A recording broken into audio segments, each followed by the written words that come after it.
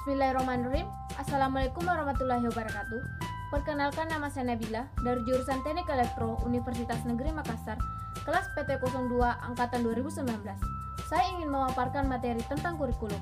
Pertama-tama adalah pengertian kurikulum. Secara etimologis, istilah kurikulum berasal dari bahasa Yunani, yaitu kurir yang artinya pelari dan kurere yang berarti tempat berpacu. Itu berarti istilah kurikulum berasal dari dunia olahraga pada zaman Yunani kuno di Yunani, yang mengandung pengertian suatu jarak yang harus ditempuh oleh pelari dari garis start sampai ke finish, kemudian digunakan oleh dunia pendidikan. Secara terminologi, istilah kurikulum digunakan dalam dunia pendidikan, yaitu sejumlah pengetahuan atau kemampuan yang harus ditempuh atau diselesaikan siswa guna mencapai tingkat tertentu secara formal dan dapat dipertanggungjawabkan. Sedangkan menurut bahasa Latin, kurikulum berarti jalur pacu. Dan secara tradisional, kurikulum sekolah disajikan seperti itu, ibarat jalan bagi kebanyakan orang, Zeiss di tahun 1976. Lanjut, Zeiss di tahun 1976 mengemukakan berbagai pengertian kurikulum, yakni 1. Kurikulum sebagai program pelajaran, 2. Kurikulum sebagai isi pelajaran, 3. Kurikulum sebagai pengalaman belajar yang direncanakan, 4. Kurikulum sebagai pengalaman di bawah tanggung jawab sekolah, 5. Kurikulum sebagai suatu rencana tertulis untuk dilaksanakan. Para ahli mengartikan kurikulum yaitu 1. Menurut Nasution, kurikulum adalah suatu rencana yang digunakan untuk melancarkan proses belajar mengajar di bawah bimbingan dan tanggung jawab sekolah atau lembaga pendidikan beserta staf pengajarnya. 2. Menurut Grayson di tahun 1978, kurikulum adalah suatu perencanaan untuk mendapatkan keluaran atau outcomes yang diharapkan dari suatu pembelajaran. 3. Menurut Harsono di tahun 2005, kurikulum merupakan gagasan pendidikan yang diekspresikan dalam praktik. Dalam bahasa Latin, kurikulum berarti track atau jalur pacu. Saat ini, definisi kurikulum semakin berkembang, sehingga yang dimaksud kurikulum tidak hanya gagasan pendidikan, tetapi juga termasuk seluruh program pembelajaran yang terencana dari suatu institusi pendidikan. 4. John Dewey, 1902. Kurikulum dapat diartikan sebagai pengajian di sekolah dengan mengambil kira kandungan dari masa lampau hingga masa kini. Pembentukan kurikulum menekankan kepentingan dan keperluan masyarakat. 5. Frank Bobbitt di tahun 1918. Kurikulum dapat diartikan keseluruhan pengalaman yang tak terarah dan terarah tertumpu kepada perkembangan kelebihan individu atau satu siri latihan pengalaman langsung secara sadar digunakan oleh sekolah untuk melengkap atau menyempurnakan pendedahannya. Konsep beliau menekankan kepada perumpukan perkembangan individu melalui segala pengalaman termasuk pengalaman yang dirancangkan oleh sekolah. 6. Menurut Hasan, kurikulum bersifat fleksibel, mengandung dua posisi. Pada posisi pertama, berhubungan dengan fleksibel sebagai suatu pemikiran kepentingan bagi diklat. Dengan demikian, pada posisi teoritik yang harus dikembangkan dalam kurikulum sebagai terencana, yang harus dikembangkan dalam kurikulum sebagai rencana. Pengertian kedua, yaitu sebagai kaidah pengembangan kurikulum. Terdapatnya posisi pengembangan ini karena adanya perubahan pada pemikiran kepentingan atau pelatihan. 7. Hilda Taba di tahun 1962. Kurikulum sebagai a plan of learning, yakni sesuatu yang direncanakan untuk dipelajari oleh siswa. Sementara itu, pandangan lain mengatakan bahwa kurikulum sebagai dokumen tertulis yang memuat rencana untuk peserta didik selama di sekolah. 8. Menurut Taylor J. Gillen dan William M. Alexander, dalam bukunya Curriculum Planning menyatakan kurikulum adalah keseluruhan usaha sekolah untuk mempengaruhi belajar baik berlangsung di kelas, di halaman maupun di luar sekolah. 9. Menurut B. Ragan, beliau mengemukakan bahwa kurikulum adalah suatu pengalaman anak di bawah tanggung jawab sekolah. 10. Menurut Swedi Jarto, kurikulum adalah segala pengalaman dan kegiatan belajar yang direncanakan dan diorganisir di atas oleh siswa atau mahasiswi untuk mencapai tujuan pendidikan yang telah ditetapkan suatu lembaga pendidikan. Untuk mempermudah dan menyederhanakan pembahasan, berikut merupakan penyimpulan dari konsep-konsep kurikulum yang terdiri dari 1. Kurikulum sebagai jalan meraih ijazah. 2. Kurikulum sebagai mata dan isi pelajaran. 3. Kurikulum sebagai rencana kegiatan pembelajaran. 4. 4. Kurikulum sebagai hasil belajar. 5. Kurikulum sebagai pengalaman belajar. Jadi, kurikulum itu merupakan suatu usaha terencana dan terorganisir untuk menciptakan suatu pengalaman belajar pada siswa di bawah tanggung jawab sekolah atau lembaga pendidikan untuk mencapai suatu tujuan. Pengertian kurikulum secara luas tidak hanya berupa mata pelajaran atau kegiatan-kegiatan belajar siswa saja, tetapi segala hal yang berpengaruh terhadap pembentukan pribadi anak sesuai dengan tujuan pendidikan yang diharapkan. Landasan pengembangan kurikulum. Yang dimaksud dari pengembangan kurikulum adalah suatu proses yang menentukan bagaimana pembuatan kurikulum akan berjalan. Agar pembangunan kurikulum dapat berhasil sesuai dengan yang diinginkan, maka dalam pengembangan kurikulum diperlukan landasan-landasan pengembangan kurikulum. Hal yang dikemukakan dalam landasan, program, dan pengembangan kurikulum merupakan contoh adanya landasan-landasan pengembangan kurikulum yang seringkali disebut sebagai determinan atau faktor tertentu pengembangan kurikulum. 1. Landasan filosofis. Landasan filosofis pengembangan kurikulum adalah hakikat realitas, ilmu pengetahuan, sistem nilai, nilai kebaikan, keindahan, dan hakikat pikiran yang ada dalam masyarakat. 2. Landasan sosial budaya agama. Realitas sosial budaya agama yang ada dalam masyarakat merupakan bahan kajian pengembangan kurikulum untuk digunakan sebagai landasan pengembangan kurikulum. 3. Landasan ilmu pengetahuan, teknologi, dan seni. Pendidikan merupakan usaha penyiapan subjek didik atau siswa menghadapi lingkungan hidup yang mengalami perubahan yang semakin sesat. 4. Landasan kebutuhan masyarakat. Adanya perbedaan antara masyarakat satu dengan masyarakat yang lainnya sebagian besar disebabkan oleh kualitas individu-individu yang menjadi anggota masyarakat tersebut. 5. Landasan perkembangan masyarakat. Impleks pendukung perkembangan masyarakat dan kebutuhan masyarakat akan membantu menetapkan perkembangan yang dilaksanakan. Komponen pengembangan kurikulum ada 4, yaitu tujuan, materi atau pengalaman belajar, organisasi, dan evaluasi. Adapun prinsip-prinsip pengembangan kurikulum. Pertama adalah prinsip relevansi. Relevansi berarti sesuai antara komponen tujuan, isi atau pengalaman belajar, organisasi, dan evaluasi kurikulum, dan juga sesuai dengan kebutuhan masyarakat, baik dalam memenuhi tenaga kerja maupun warga masyarakat yang diidealkan. Kedua adalah prinsip kontinuitas. Prinsip kontinuitas berarti berkesinambungan menghendaki perkembangan kurikulum yang berkesinambungan secara vertikal dan berkesinambungan secara horizontal.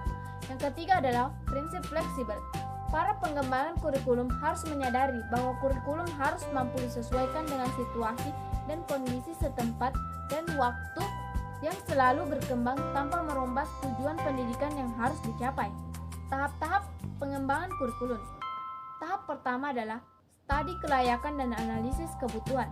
Pada tahap ini, pengembangan kurikulum melakukan analisis kebutuhan program yang merumuskan berbagai pertimbangan, termasuk hal-hal yang harus dikembangkan. Di tahap kedua, perencanaan kurikulum atau draft awal.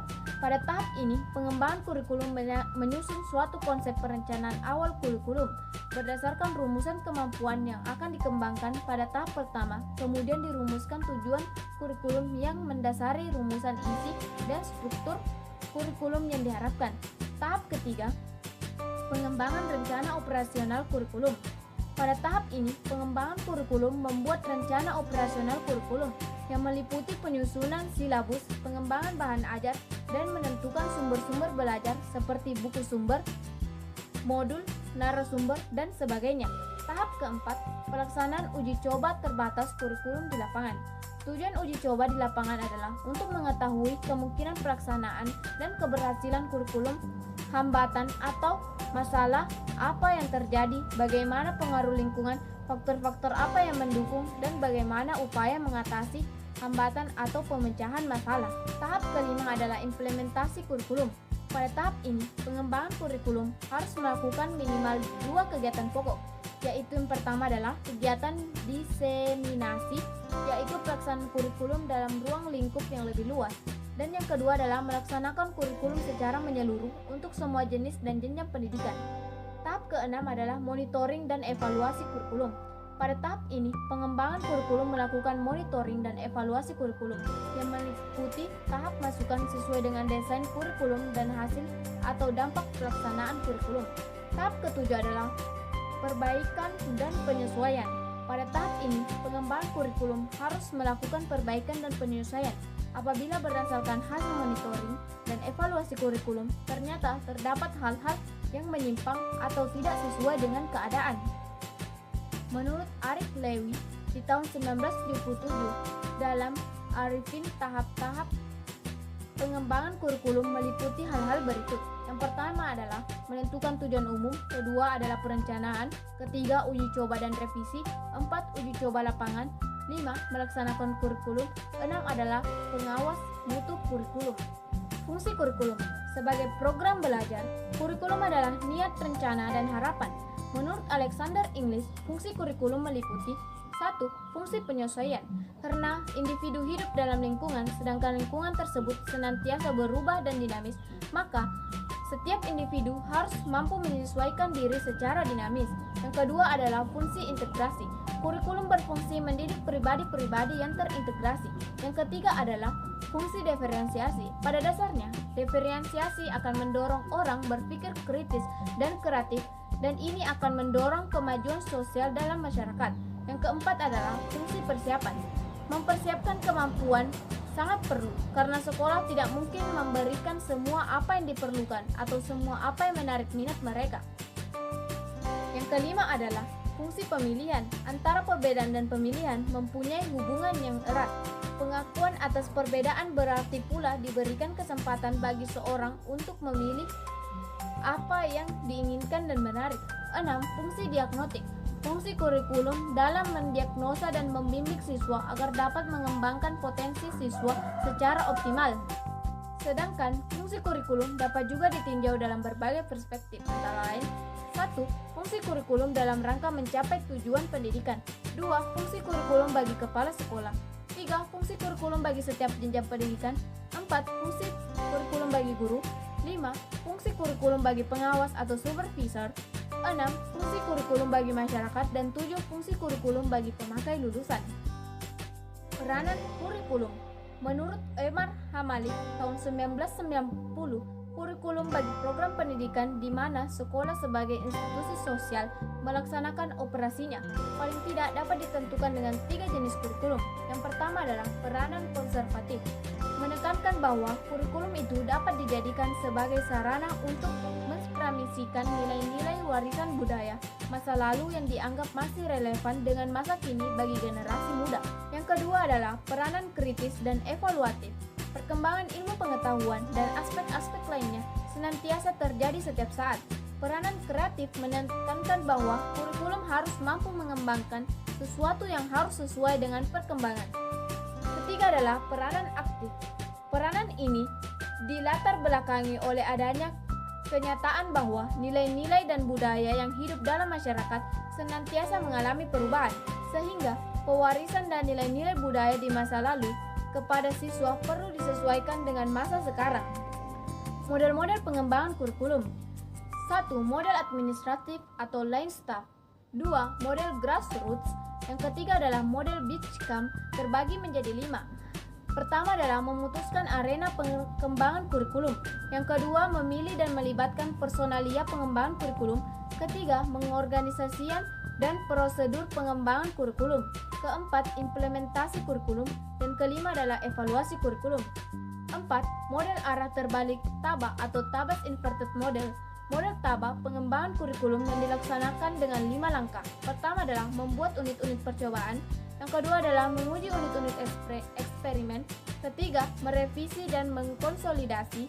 Yang keempat, mengembangkan jaringan kerja. Dan yang kelima adalah memasang dan mendiseminasi unit-unit baru. 5. Model Rogers. Selanjutnya adalah perkembangan kurikulum di Indonesia. Yang pertama adalah kurikulum di tahun 1947. Kurikulum pertama yang lahir pada masa kemerdekaan memakai istilah dalam bahasa Belanda, Leerplan, artinya rencana pelajaran. Istilah ini lebih populer dibanding istilah kurikulum atau bahasa Inggris. Kurikulum yang berjalan saat itu dikenal dengan sebutan Rencana Pelajaran 1947. Yang kedua adalah kurikulum 1952, Rencana Pelajaran Terurai 1952. Pada tahun 1952, kurikulum di Indonesia mengalami penyempurnaan.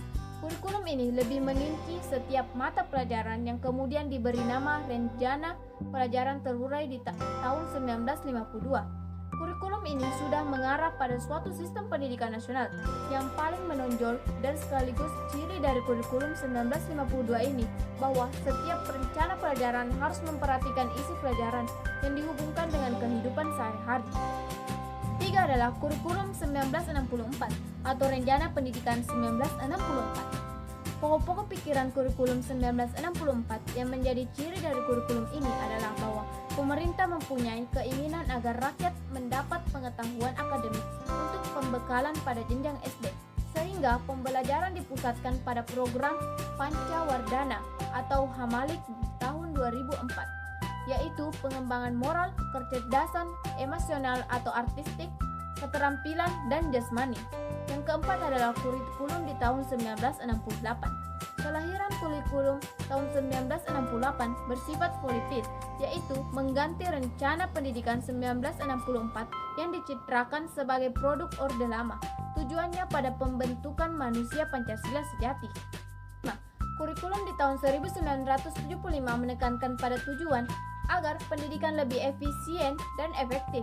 Yang melatar belakangnya adalah pengaruh konsep di bidang manajemen, yaitu MBO atau Manajemen by Objective, yang terkenal saat itu. Kata Dr. Andes Mucito AKMSI, Direktur Pembinaan TK dan SD, Depdiknas, metode, materi, dan tujuan pengajaran dirinci dalam prosedur pengembangan sistem instruksional atau PPSI.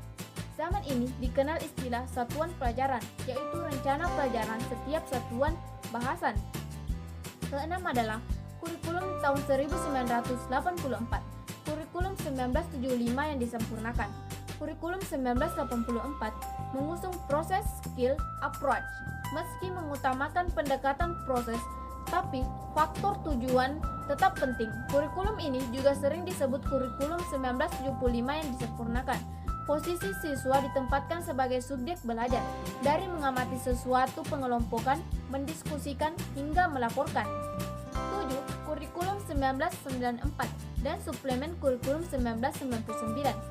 Kurikulum 1994 dibuat sebagai penyempurnaan kurikulum 1984 dan dilaksanakan sesuai dengan Undang-Undang Nomor 2 Tahun 1989 tentang Sistem Pendidikan Nasional. Yang kedelapan adalah kurikulum 2004 KBK, kurikulum berbasis kompetensi. Kurikulum 2004 disebut juga kurikulum berbasis kompetensi atau KBK. Suatu program pendidikan berbasis kompetensi harus mengandung 3 unsur pokok, yaitu pemilihan kompetensi yang sesuai, spesifikasi indikator-indikator evaluasi untuk menentukan keberhasilan, pencapaian kompetensi, dan pengembangan pelajaran. 9. Kurikulum periode KTSP atau kurikulum tingkat satuan pelajaran di tahun 2006. Pada kurikulum 2006, pemerintah pusat menetapkan standar kompetensi dan kompetensi dasar. Sedangkan sekolah dalam hal ini guru dituntut untuk mampu mengembangkan dalam bentuk silabus dan penilaiannya sesuai dengan kondisi sekolah dan daerahnya. Hasil pengembangan dari semua mata pelajaran dihimpun menjadi sebuah perangkat yang dinamakan kurikulum tingkat satuan pendidikan atau KTSP. Kurikulum periode 2013. Kurikulum 2013 merupakan penyempurnaan, modifikasi, dan pemutakhiran dari kurikulum sebelumnya. Sampai saat ini pun, saya belum menerima wujud aslinya seperti apa. Itulah tadi materi yang sempat saya sampaikan tentang kurikulum. Dan sebagai kesimpulannya, awal mulanya, kurikulum digunakan dalam bidang olahraga karena memiliki arti suatu jarak yang harus ditempuh oleh pelari, mulai dari garis start sampai ke garis finish. Namun, pada tahun 1995, istilah kurikulum digunakan dalam dunia pendidikan dengan pengertian sebagai rencana dan pengaturan tentang sejumlah mata pelajaran yang harus dipelajari peserta didik dalam menempuh pendidikan di lembaga pendidikan. Berdasarkan seluruh pandangan dari berbagai sudut mengenai pengertian kurikulum, maka dapat disimpulkan pengertian kurikulum adalah sederet rancangan peraturan pembelajaran yang dibuat oleh institusi pendidikan untuk membantu peserta didik mencapai tujuan pendidikan tertentu. Itulah tadi kesimpulannya. Sekian materi presentasi yang saya bawakan. Apabila ada kesalahan kata ataupun kesalahan ucap dari saya, mohon dimaafkan. Dan semoga bermanfaat bagi para pendengar dan bagi para pembaca. Sekian, wassalamualaikum warahmatullahi wabarakatuh.